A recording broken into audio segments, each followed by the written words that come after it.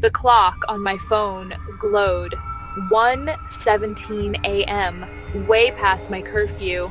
Mom was going to ground me for a month, maybe 2. I tiptoed up the front walk, my sneakers silent on the concrete path. The streetlights cast long, spooky shadows that danced like bony fingers reaching for me. Every single house on our street looked exactly the same in the dark. A row of sleeping giants. I just wanted to get inside, crawl into my bed, and pretend this night never happened. My heart pounded a frantic rhythm against my ribs, a tiny drum of doom. Thump, thump, thump. I fumbled in my purse for the house key. My fingers felt like clumsy sausages. Where was it? Buried under lip gloss, a crumpled movie ticket, and a half-eaten granola bar. Finally, my fingers brushed against the cold, familiar metal. Got it. I pulled it out, the silver key glinting in the faint moonlight. I had to be quiet, so quiet. If Mom woke up, I was toast. Burnt toast. The key slid into the lock. It felt sticky. That was weird. It usually turned smoothly. I had to jiggle it, pushing it in and out a few times. Click. The sound was like a firecracker in the dead of night. I froze, my body rigid, my ear straining. Did anyone hear that? 1 second. 2 seconds, 10 seconds, silence. Okay, I was safe. I slowly turned the doorknob, pushing the door open just a crack. A sliver of darkness greeted me. The house was completely black. Not a single night light was on. Taking a deep breath, I slipped inside, shutting the door behind me with a gentle push until I heard the softest thump as it settled into the frame. I kicked off my shoes, leaving them by the door, and started my silent journey through the darkness. I crept through the entryway, my hands outstretched like a mummy. I couldn't see a thing. It was like swimming through ink. I knew this house better than anyone.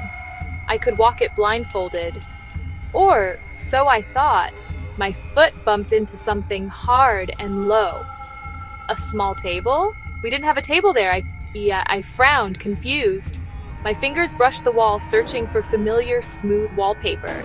Instead, they found a rough, bumpy texture. It felt like old, peeling paint.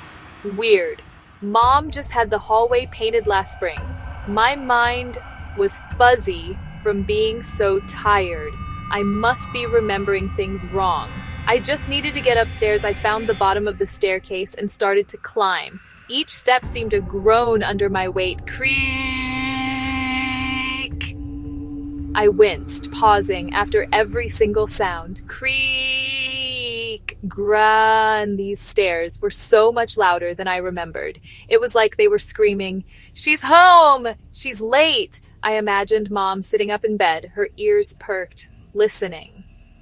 I had to be even quieter. I started walking on the very edges of the steps. At the top of the stairs, I paused again. The hallway stretched out before me, a tunnel of pure black. My bedroom was the second door on the left. Mom's was the first. I could just make out the faint rectangle of her doorway. It was slightly ajar, but I tiptoed down the hall, my bare feet cold against the wooden floor. The floorboards felt different here, too, wider. The room was colder than the hallway. An icy chill seemed to cling to the air, making me shiver. I could see the outline of the big queen-size bed against the far wall, a large shape huddled under a mountain of blankets on the side closest to the window. That was Mom's side. She always slept on the right. I crept to the other side, and the side that was always empty. My side for tonight. The floorboards didn't creak here. The carpet was thin and scratchy under my feet, not plush and soft, like Mom's. I carefully pulled back the corner of the heavy comforter. It felt stiff, smelled like mothballs, and something else, coppery, like old pennies. I wrinkled my nose. Mom must have pulled an old blanket out of storage. I slipped under the covers, trying not to make a single ripple in the mattress. The sheets were icy cold and strangely slick. I lay perfectly still, eyes wide open, staring up at the ceiling I couldn't see. My mission was complete. I was in. I was safe. The lump on the other side stirred. I held my breath. A low, gurgling sound came from the shape. A snore? It didn't sound like Mom's. Hers was a soft, gentle whistle. This was wet, rattling, like breathing through water. My heart started to hammer again. It's just a bad cold, I told myself. She must have a really bad cold. That's why the house smells weird. I slowed my breathing, pretending to be asleep. I lay there for what felt like an hour. The first hint of dawn was a weak gray light filtering through the grimy window. It wasn't the cheerful morning sun I was used to. It was a sad, gloomy light. But it was light. I had survived the night. The rattling snores beside me continued, undisturbed. I knew I had to get out of there now, before she woke up. I carefully, slowly began to slide out of the bed. My body ached from being so tense all night. I moved an inch at a time, lifting the heavy, smelly blanket off of me. My feet finally touched the scratchy carpet. I was free. I didn't dare look back at the figure in the bed. I just turned and fled. I tiptoed out of the room, pulling the door quietly shut behind me, down the splintery stairs, my heart pounding with every step. I grabbed my sneakers from the entryway, not bothering to put them on. I just wanted out. I fumbled with the sticky lock on the front door, my hands shaking so badly I could barely turn the knob. Finally, it clicked open. I burst outside into the cool morning air, gasping for breath as if I had been underwater. I ran. I didn't stop running until I was a block away, standing on the corner, shivering in the gray light. My phone buzzed in my pocket. I pulled it out, my fingers still trembling. It was a text from Mom. My heart sank. But the message wasn't what I expected.